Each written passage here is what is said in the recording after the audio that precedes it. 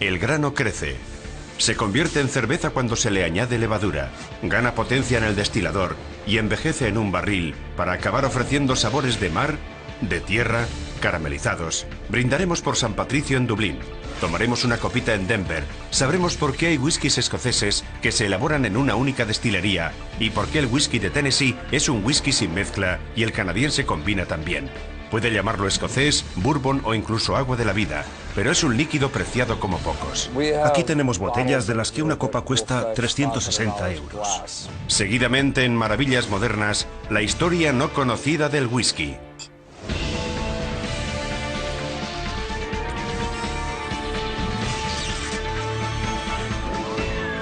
Maravillas Modernas. El whisky. Se ha declarado un incendio en la destilería de Jack Daniels en Lynchburg, Tennessee. Pero en vez de apagarlo, los trabajadores lo alimentan con un combustible poco usual. Estamos utilizando un whisky de un volumen alcohólico del 70% para prender el fuego, porque si usáramos gasolina o gasoil, contaminaríamos el carbón vegetal. Cada uno de estos montones de madera se llama rick. Se necesitan 16 ricks para llenar una cuba de carbón vegetal. Para eliminar las impurezas de su whisky, en Jack Daniels filtran hasta la última gota por medio de cubas de madera de arce que fabrican ellos mismos. Es nuestro proceso de elaboración lo que distingue al whisky Jack Daniels del bourbon. Esta modificación en el sabor es lo que hace que el Jack Daniels sea un whisky sin mezcla de Tennessee, no un bourbon. El sabor del bourbon, elaborado básicamente a partir del maíz, no puede modificarse. Simplemente se destila y se deja envejecer en barriles de roble. Las destilerías de whisky no pasan por alto ninguno de estos pequeños detalles. Hay whiskies de Tennessee, bourbons, whiskies irlandeses, canadienses, escoceses, whiskies de centeno e incluso un whisky de Colorado. A pesar de sus diferencias, son todos whiskies porque tienen una cosa en común. Lo que diferencia al whisky del resto de licores del mundo es que los whiskies se elaboran a partir del grano de algunas plantas. Estados Unidos es un gran productor de grano y también el segundo país productor de whisky del mundo, por detrás de Escocia y seguido por Canadá, Japón e Irlanda. El whisky es el segundo licor destilado más popular del mundo, por detrás del vodka. Y Estados Unidos consume más whisky que ningún otro país del mundo. Jack Daniels, la marca de whisky número 1 del mundo, vende 90 millones de litros al año. La mayoría de los whiskies estadounidenses, como Jack Daniels, pertenecen a un subgrupo llamado whisky sin mezcla. Para que un whisky pueda ser considerado whisky sin mezcla, la destilería debe cumplir una serie de estrictas normas impuestas por el gobierno. Un whisky sin mezcla no puede ser destilado con un volumen alcohólico superior al 80% y no puede ser transferido al barril con un volumen de alcohol superior al 60%. También tiene que envejecer durante un mínimo de 2 años en barriles nuevos de roble quemado. Además, cada estilo de whisky sin mezcla debe elaborarse a partir de un grano principal. Lo que diferencia un whisky de otro es el tipo de grano utilizado, la forma en la que ha sido destilado y cómo ha envejecido. Estas diferencias crean distintos sabores, como el de Jack Daniels. Ethan Kelly es sommelier de licores, un experto en la cata de licores fuertes. En The Brandy Library de Nueva York, Kelly supervisa una de las colecciones de whiskies más amplias del país. Y ahora va a hacer una cata de Jack Daniels. En nariz, el aroma de la madera te llega enseguida y tienes la sensación de encontrarte en un bosque. También presenta una serie de aromas muy apegados a la tierra, un aroma casi de granja. Tiene cuerpo, aromas a tierra y es dulce. El aroma a granja proviene de la granja. La elaboración del Jack Daniels empieza a partir de su receta, esto es, la variedad de granos utilizada. Un 80% de maíz, un 12% de cebada y un 8% de centeno. La destilería, ubicada en el mismo lugar desde la década de 1860, tiene su propia fuente de agua, que influye también en el sabor. Cuando un Jack Daniel a un adolescente le compró la instalación para la elaboración de whisky a un ministro luterano, situó la destilería aquí debido a la abundancia de agua caliza. Es un manantial de agua no ferrosa que fluye de la cueva a una temperatura constante de 13 grados durante todo el año. Esa falta de hierro afecta al proceso de fermentación. A la levadura le gusta tener todos los metales presentes, que exista un equilibrio. Así que lo que hemos hecho al utilizar un agua no ferrosa ha sido acelerar ligeramente la fermentación. Y esa fermentación más rápida es parte de la personalidad del Jack Daniels.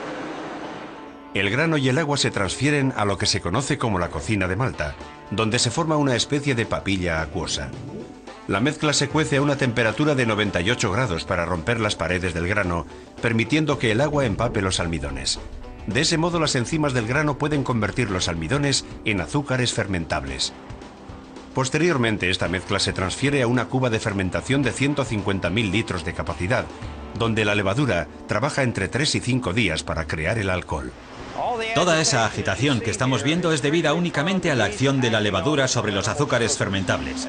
Están empezando a convertir los azúcares fermentables en CO2 y etanol. Por eso, cuando vemos una burbuja de CO2, es que también se ha creado una burbuja de etanol.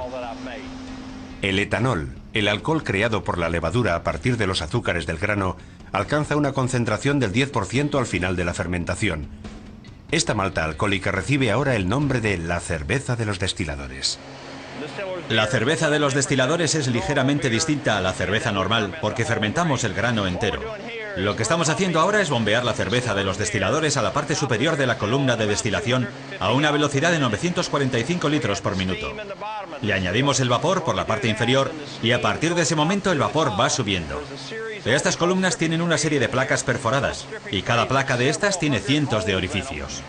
La columna de vapor entra en contacto con la cerveza de los destiladores, vaporizando el alcohol, que es más volátil y que pasa hasta la parte superior de la columna. Las placas perforadas permiten que la cáscara del grano y el agua, del que se ha eliminado el alcohol, salgan por la parte inferior de la columna. El destilado final es un alcohol de grano de color claro. Esto tiene un volumen de alcohol del 70% y de ahí salen 150 litros por minuto.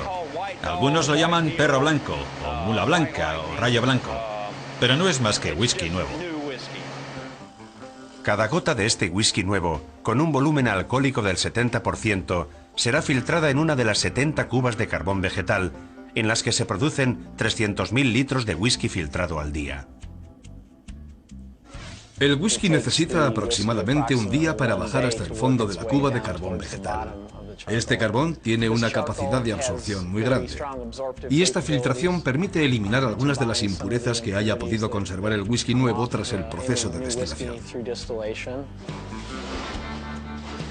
Ahora los trabajadores transfieren el whisky a unos barriles nuevos de roble blanco quemados. Cada barril pesa 225 kilos y debe ser trasladado a mano al almacén de envejecimiento.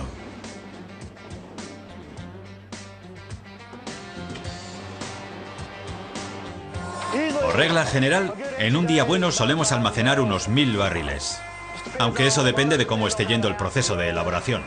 Los barriles no rodarían con tanta facilidad si el suelo del almacén no estuviera inclinado.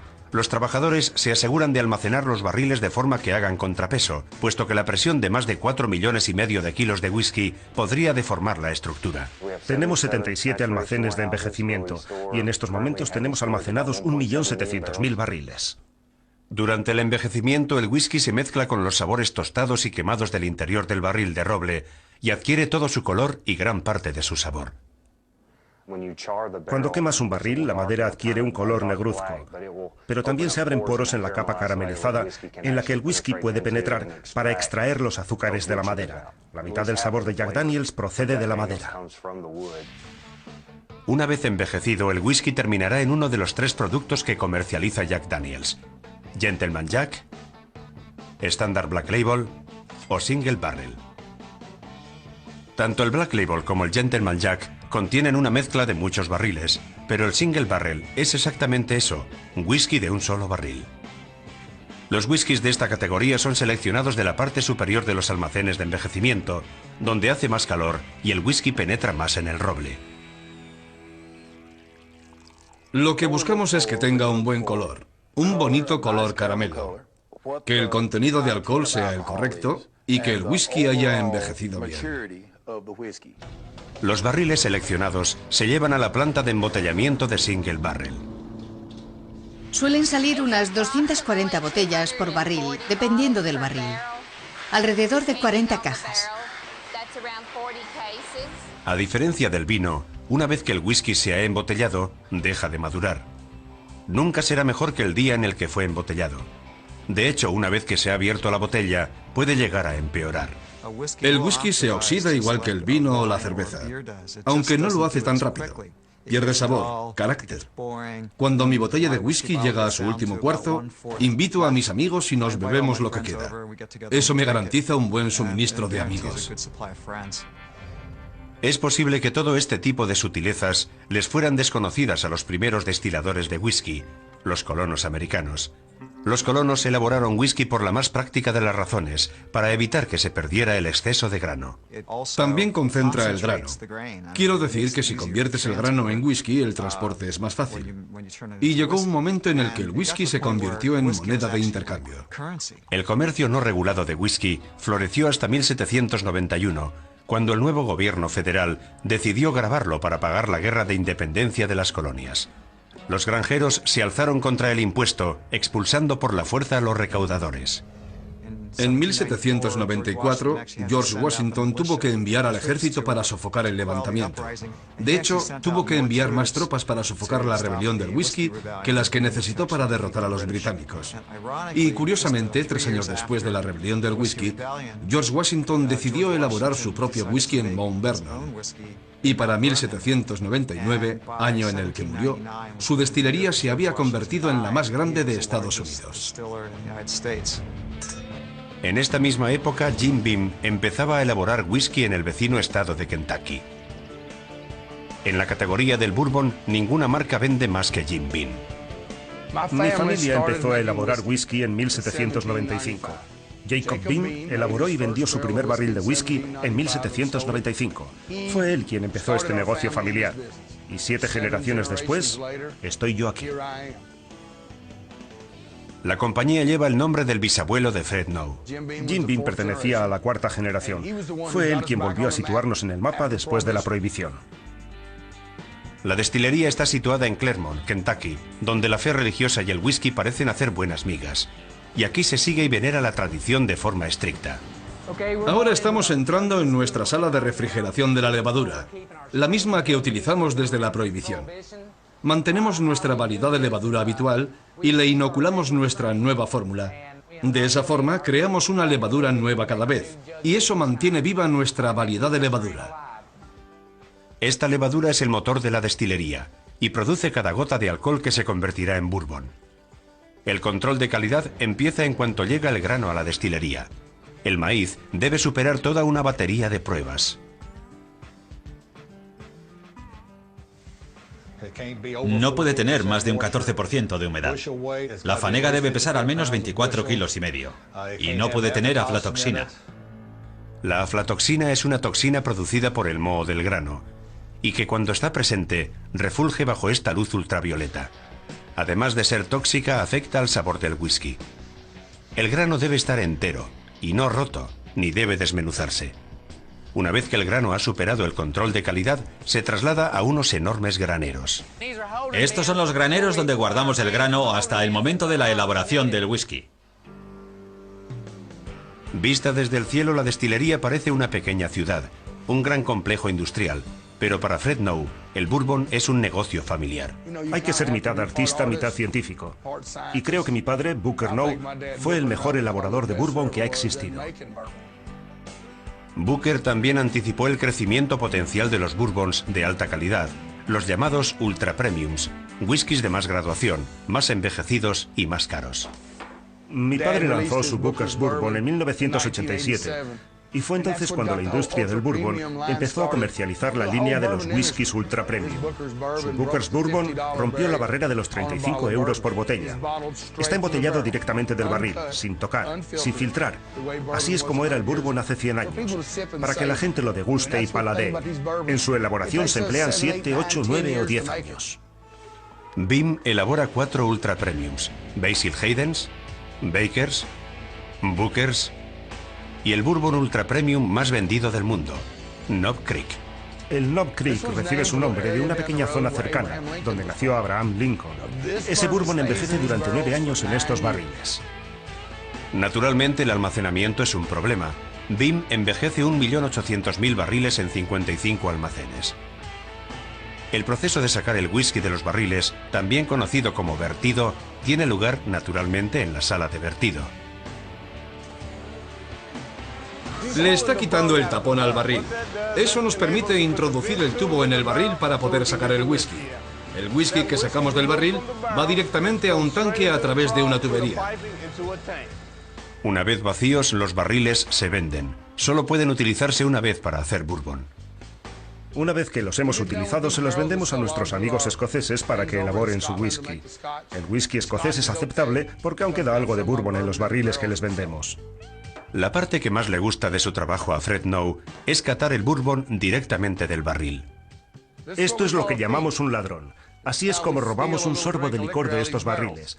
Metes el cilindro en el barril. El cilindro tiene un agujero en la parte superior. Lo tapas con el pulgar, sacas el cilindro del barril y dejas caer el whisky.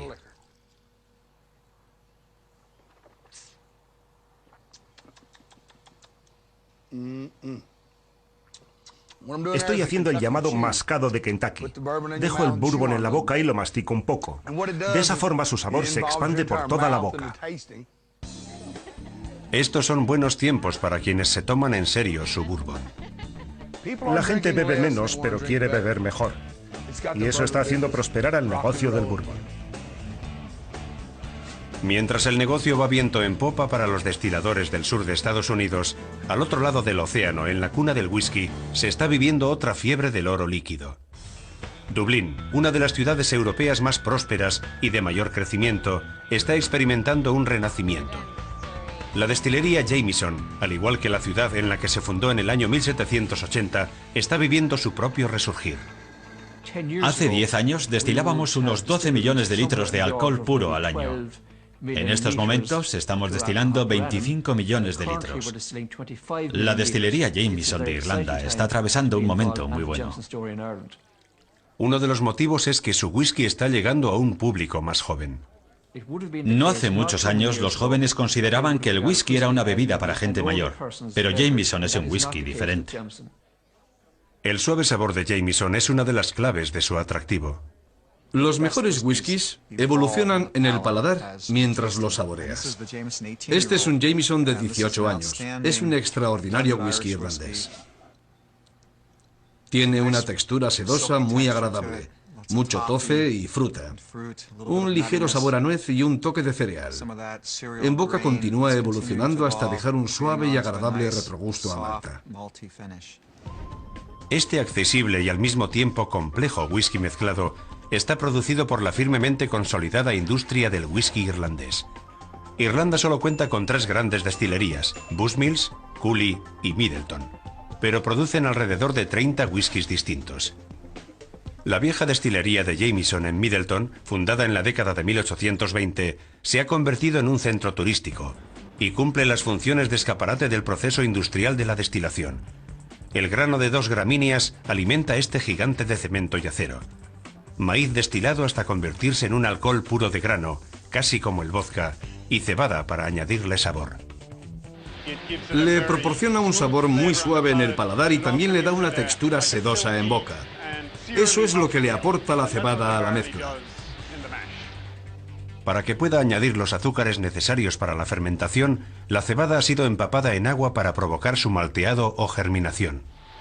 Lo que hacemos es engañar al grano de cebada para que piense que va a crecer y convertirse en una planta. Eso te permite acceder a la reserva de almidón del interior del grano. Una vez que se han extraído esos azúcares de la cebada malteada, la mezcla se vierte en unas gigantescas cubas de fermentación. Estas son las cubas de fermentación. Tenemos 32 en total, cada una de las cuales contiene 200.000 litros de cerveza o malta fermentada. Se le añade la levadura y es aquí donde la levadura se mezclará con ese líquido rico en azúcar y se convertirá en alcohol y donde adquirirá toda una gama de sabores fantásticos. Esta es la planta de los alambiques de la destilería Jameson. A mis espaldas está el primer alambique. Los vapores alcohólicos, junto a otros compuestos volátiles que le dan sabor, salen por el cuello del alambique y vuelven a condensarse hasta volver a formar un líquido. Este líquido se conoce como vino bajo y contiene un volumen alcohólico de entre el 20 y el 40%. Este vino bajo es bombeado a un segundo alambique. Una vez más se le aplica calor. Los vapores alcohólicos salen por el cuello del alambique. En esta fase la graduación va aumentando hasta un volumen alcohólico del 70%, y de aquí pasa al tercer alambique. En Irlanda siempre se ha utilizado la triple destilación. Debido a este peculiar sistema de destilación, el whisky resultante tiene un carácter especial. Uno de los efectos de la triple destilación es que produce un licor más intenso, en el que cobran fuerza los sabores florales y afrutados. Un licor que presenta unas características especiadas y fragantes. La mezcla Jameson es una combinación de estos whiskies destilados en alambiques y de un whisky de grano más ligero. El whisky de grano se elabora esencialmente a partir del maíz y se destila en columnas de destilación. Por eso sale del destilador con menos fuerza alcohólica y tiene una personalidad más suave. Este whisky ligero envejece en barriles de bourbon que ya han sido utilizados varias veces.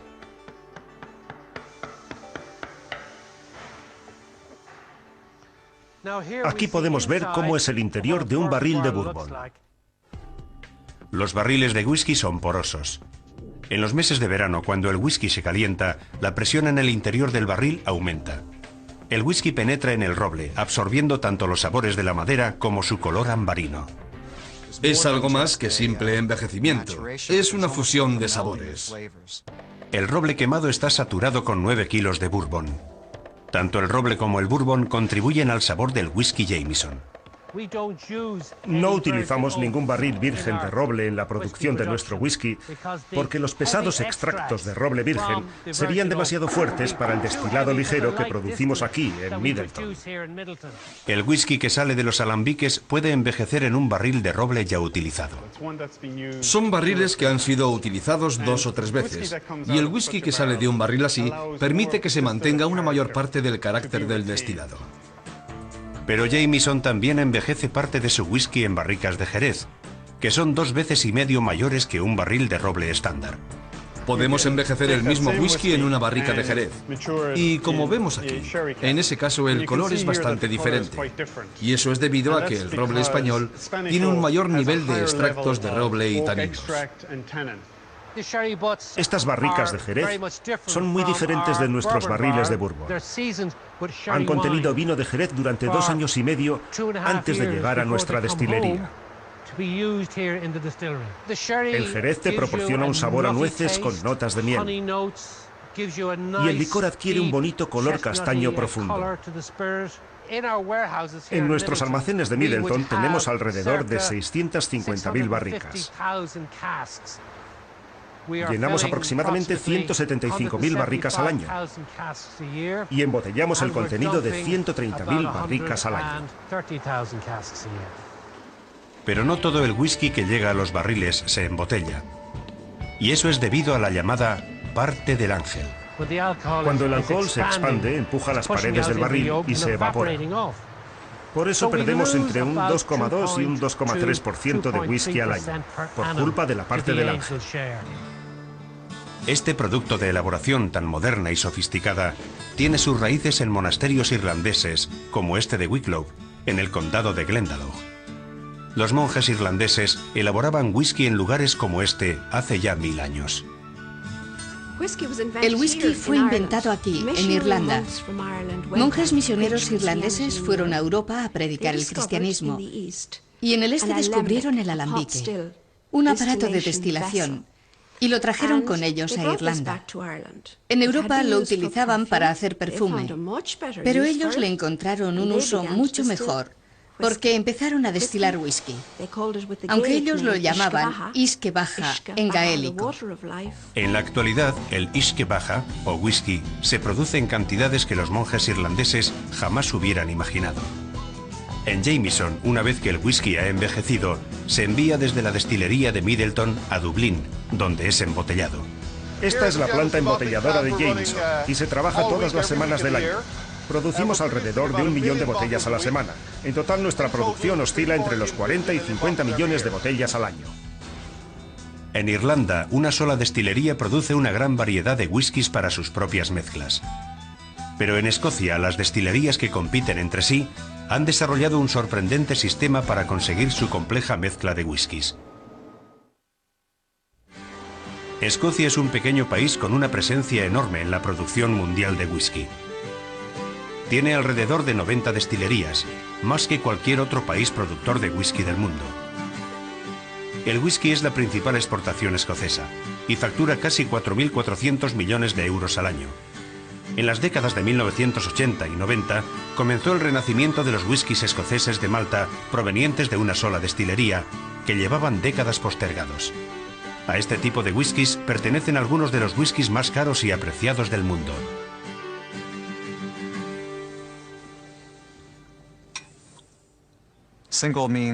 Se trata de un whisky proveniente de una sola destilería, elaborado exclusivamente a partir de cebada malteada, y que debe ser destilado y envejecido en Escocia en barriles de roble durante un mínimo de 3 años.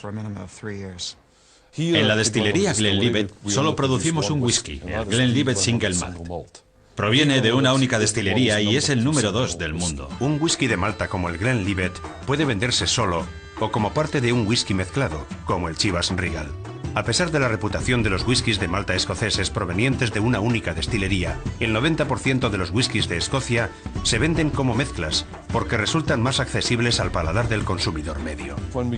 Cuando creamos un whisky mezclado, tenemos que utilizar 30 maltas distintas. Por eso estamos cambiando whiskies constantemente con algunas de las empresas de la competencia. La mayoría de las destilerías escocesas solo destilan un tipo de whisky, su whisky de Malta, y en consecuencia dependen de otras destilerías para añadir otras maltas a su mezcla. Esa es una de las claves de la diversidad de los whiskies escoceses. Hay 4 regiones productoras de whisky reconocidas. En primer lugar, al sur de Escocia se encuentra una zona conocida como las Tierras Bajas. Los whiskies de las Tierras Bajas tienden a ser muy suaves y sutiles. Luego hay una pequeña isla en la costa occidental de Escocia llamada Islay. Los whiskies de Islay son muy ahumados, de un sabor acre muy característico. Los whiskies de la costa occidental adquieren el sabor ahumado debido a la turba.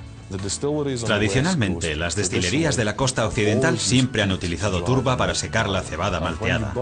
Y cuando quemas la turba, el humo tiene un olor muy característico. La cebada malteada se impregna de ese aroma y traspasa ese sabor al whisky. Luego tenemos una región muy extensa conocida como las Tierras Altas. Los whiskies de Malta de las Tierras Altas tienden a ser afrutados y especiados. Aquí estamos en Speyside, la mejor de las 4 regiones productoras de whisky. Los whiskies de Speyside son suaves, florales y afrutados. Hace cientos de años, la región de Speyside era conocida por ser el paraíso de las destilerías ilegales. Tras la batalla de Culloden de 1746, en la que los ingleses derrotaron sin paliativos a los escoceses, los ingleses grabaron tanto la producción de whisky escocés que los escoceses no podían elaborar whisky de forma legal. Así que empezaron a elaborarlo de forma ilegal. Utilizaban alambiques portátiles como este que podían trasladar si aparecían los soldados. Este es el tipo de alambique que utilizaban los destiladores ilegales. Lo llenaban con la mezcla de líquidos dulces, la solución azucarada que nosotros llamamos wort. Luego hervían esa mezcla aquí dentro. A medida que va bajando por la serpentina y entra en contacto con el agua fría, el vapor vuelve a condensarse en forma de líquido antes de aparecer al final del alambique. Hoy en día el agua sigue siendo un elemento clave de la destilación. Usamos alrededor de 3 millones de litros de agua al día entre el malteado, la refrigeración y la condensación. La destilería también consume 40 toneladas de malta o cebada germinada al día. El Glenlivet es un whisky 100% de cebada.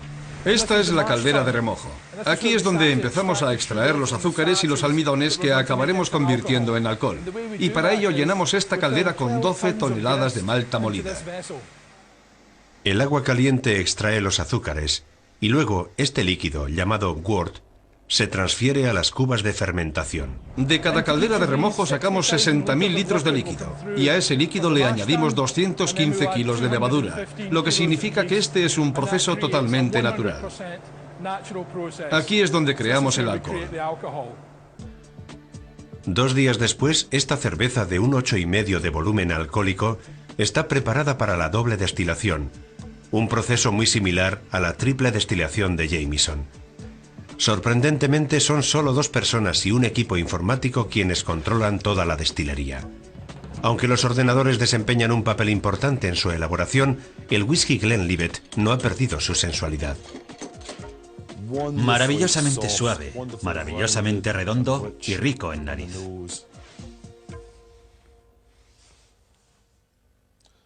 Es sencillamente fantástico. Entra con muchísima suavidad y va calentándote según baja por la garganta. En las mañanas frías, esta es la mejor calefacción central que puede haber en la destilería Glenlivet. Los whiskies escoceses de malta provenientes de una única destilería son los whiskies más caros del mundo. La botella de whisky Glenlivet de 12 años cuesta 25 euros y la de Glenlivet de 25 años alcanza los 145 euros. La edición limitada Glenlivet Cellar Collection de 1964, de la que solo se produjeron 1824 botellas, cuesta 1.450 euros. Una de las botellas más caras de whisky del mundo, un Macallan de 1926, fue comprada en Seúl por 55.000 euros. ¿Cómo puede alcanzar estos precios una botella de whisky escocés? Para empezar, la escasez las hace valiosas, porque de hecho estamos bebiendo un trozo de historia. Luego está el significado histórico. Cuando bebemos un whisky tan viejo pensamos, ¿definió este whisky una categoría o no?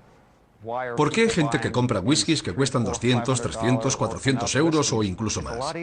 Es mucho más fácil comprarse una botella de whisky de 200 euros que comprarse un coche de 30.000 euros o una casa en la playa de $500.000 de euros. Es un lujo accesible, es una cosa bella. Aunque históricamente las destilerías escocesas han tenido sus encontronazos con la ley, en este país, en Canadá, florecieron debido a la ley, la prohibición. Con frecuencia, los productos más valiosos de un país reflejan la personalidad de sus habitantes.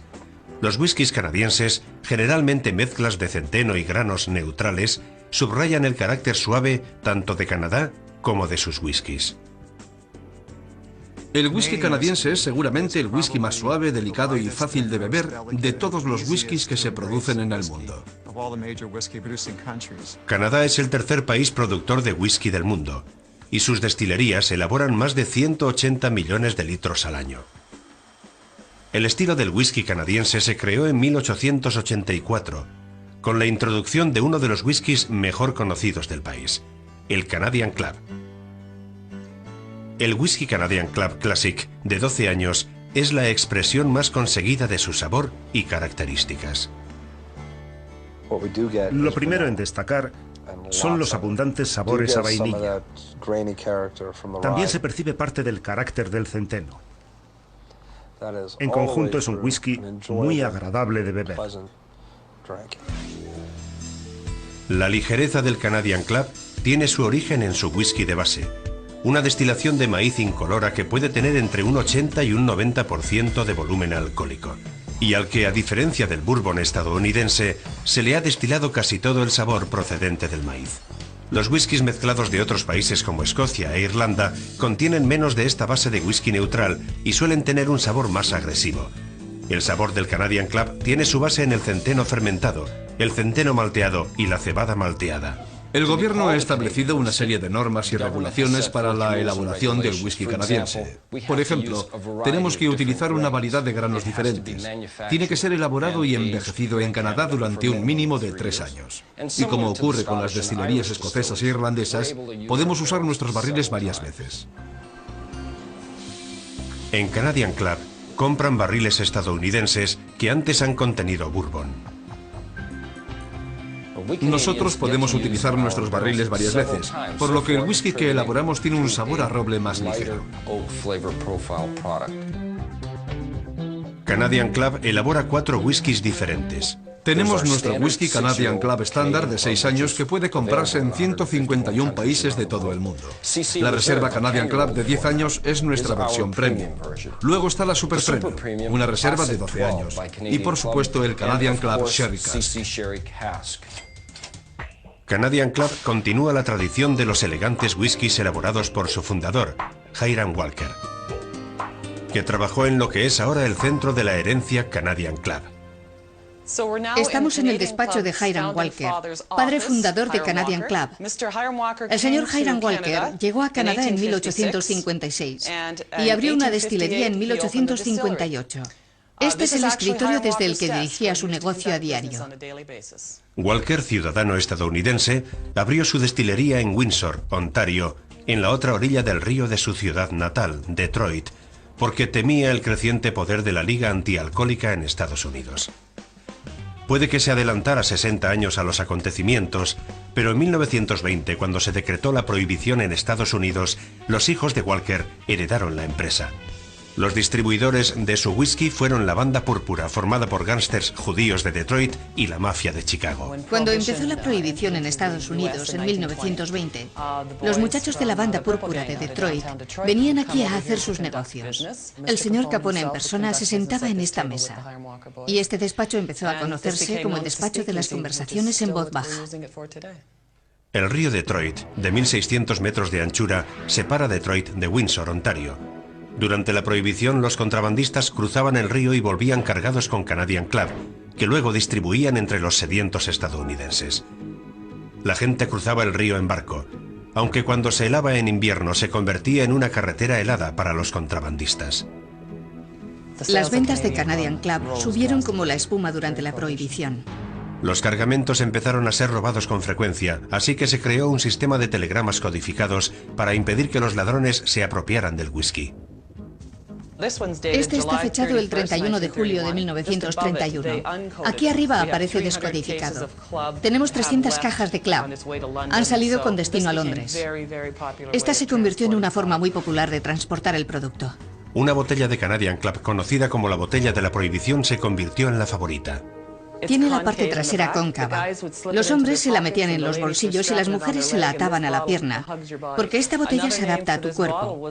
También recibió el nombre de botella acordonada, porque en aquellos tiempos las mujeres solían llevar vestidos largos y las botas tenían cordones, y ellas se ataban la botella a la pierna con los cordones de las botas. Tanto entonces como ahora los whiskies de Canadian Club tienen fama de combinar bien. Mi cóctel favorito es uno que llamo el Manhattan del Millonario. Una medida y media de Canadian Club Classic de 12 años y media medida de Harvey's Bristol Cream. Y como toque final, lo decoro con un par de cerezas al marrasquino. El Manhattan del Millonario. Los whiskies canadienses expresan un peculiar carácter nacional que tiene poco en común con los whiskies estadounidenses. Y en Estados Unidos existe un creciente grupo de microdestilerías que no tienen miedo a la innovación. Pero ¿qué tiene que ver exactamente una bomba de gasolina con el whisky? ¿Qué se necesita para fundar tu propia microdestilería y elaborar tu propio whisky? El equipo de Stranahan's Whisky de Denver necesitó un pequeño capital, $500,000, para empezar, y amor por el trabajo manual. Aquí en Stranahan lo hacemos todo a mano, hasta escribimos las etiquetas a mano, todo lo hacemos a mano. Aunque siempre ayuda a tener amigos. Mañana haremos entre 25.000 y 30.000 botellas. Vendrán unos cuantos voluntarios a ayudarnos. Y sí, te tiene que gustar el whisky. Salud, salud. Está buenísimo. El whisky Stranahan's Colorado está a la vanguardia del movimiento de las microdestilerías que durante los últimos 20 años ha significado la apertura de nuevas destilerías por todo Estados Unidos. En parte esto es debido a la relajada regulación sobre la producción del alcohol a nivel estatal. Los estados confían cada vez más en los licores destilados para generar un gran flujo de dinero vía impuestos. Pero sigue sin ser legal destilar en casa, principalmente porque el alcohol es altamente inflamable. El fenómeno de las microdestilerías está creciendo con gran rapidez. En cierto modo, seguimos el mismo camino que emprendieron los pequeños fabricantes de cerveza. Es una rebelión contra la homogenización de Estados Unidos. Cuando todo parecía que sabía y olía igual, llega algo fuera de lo establecido, un whisky de las montañas rocosas. Hacemos el primer whisky estadounidense sin mezcla, elaborado totalmente con cebada malteada. Mezclado, pasteurización y fermentación. Los tres procesos tienen lugar cerca de Stranahan's, en la fábrica de cerveza de Flying Dog. Utilizamos el mismo equipo y gran parte de las mismas herramientas. Por eso decidimos alquilar los servicios de una pequeña fábrica de cerveza para fermentar nuestra receta. De lo contrario, tendríamos que haber comprado todo este equipo. Stranahan's solo necesita utilizar uno de los 40 tanques de fermentación de la fábrica de cerveza. Aquí estamos. Estamos en la cuba de fermentación número 4. Aquí es donde añadiremos la levadura y se producirá la magia. Cada tanta de whisky tiene unos 11.000 litros, y eso es lo que destilaremos en una semana. La fábrica de cerveza fermenta nuestra receta siguiendo nuestras especificaciones y la canaliza por el techo. La cerveza recién fermentada está ya preparada para ser destilada en el destilador especial de Stranahans. Su diseño es único porque la parte inferior del destilador es muy similar a la de los alambiques que se utilizan para destilar el whisky escocés. La parte superior es una columna de destilación. Utilizamos la tecnología del bourbon en la parte superior y la tecnología del escocés en la parte inferior. Fuimos los primeros en introducir este cambio. Intentamos crear un licor que presente características de ambos tipos de destilación. Tardan 18 horas en destilar cada tanda de whisky. Seguimos un proceso continuo. Llenamos el destilador con 2.800 litros de malta. Y cuando hemos destilado el alcohol, retiramos la malta y volvemos a llenar del destilador. Para llenar los barriles, utilizan una bomba de gasolina modificada. Vamos a utilizar nuestra bomba de llenado de barriles especial de Stranahans Colorado Whisky y vamos a llenar nuestras barricas nuevas de roble blanco quemado. Llenamos el barril y lo llevamos hasta nuestro almacén. Nuestro almacén es único, puesto que el calor y la humedad están controlados. Durante el invierno hace calor y durante el verano esto es como el infierno. Puede hacer unos 43 grados. Así que podemos utilizar las dos estaciones para obligar al whisky a entrar y salir de la madera. Por eso nuestro proceso de envejecimiento es un poco más rápido que el del resto de destilerías. En estos momentos estamos produciendo una media de 6 barriles a la semana. Eso significa 720 botellas de whisky a la semana. ¿Ha mejorado el mundo del whisky ahora que hay un whisky de Colorado? Volvemos a The Brandy Library de Manhattan para averiguarlo. Tengo muchas ganas de probarlo porque todavía no he tenido oportunidad de hacerlo. Es casi de color naranja. El color ya te llama la atención. Destaca el aroma afrutado. Es impresionante. Realmente impresionante. Tiene un regusto a canela. Es especiado y fresco. Es una marca muy buena. Un ejemplo perfecto de lo que se puede conseguir utilizando un poco de ingenio. Y después de todo, es normal que Colorado produzca whisky. John Wayne no entraba a un bar de Colorado y decía: «Hey amigo, ponme un vodka con sabor a mango y que sea doble». Entraba y pedía un whisky. Era lo que bebían los mineros y los vaqueros. Salud. El whisky es, sin duda alguna, el licor más complejo y diverso que se produce en la faz de la Tierra. Y como cada vez los productores elaboran una mayor variedad de whiskies, ahora el whisky puede disfrutarse en varios momentos del día. La gente se equivoca al pensar que el whisky es una bebida para después de la cena y que ese es el único momento en el que se puede beber. No saben que hay algunos whiskies que van muy bien con las comidas y otros que constituyen un aperitivo perfecto. Hay whiskies estupendos para media tarde y también hay whiskies muy buenos para media mañana. Podría ser una idea, un whisky con el café de media mañana. Es posible que si bebe lo suficiente no pueda trabajar mucho, pero le parecerá que sí lo ha hecho.